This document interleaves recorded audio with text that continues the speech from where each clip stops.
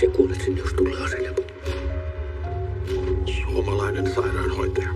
Teitä kolmas valtakunta arvostaa erityisesti.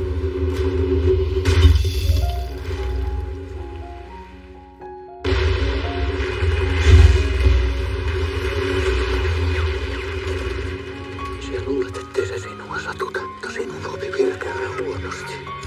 Te olette rohkein nainen, joka tiedä. Minä oli Herran valittu ja nyt minä olen kuolemaenkeli.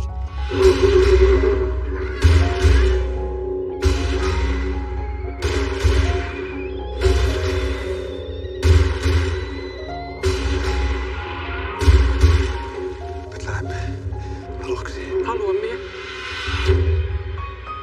Ja lupaan tulla takaisin.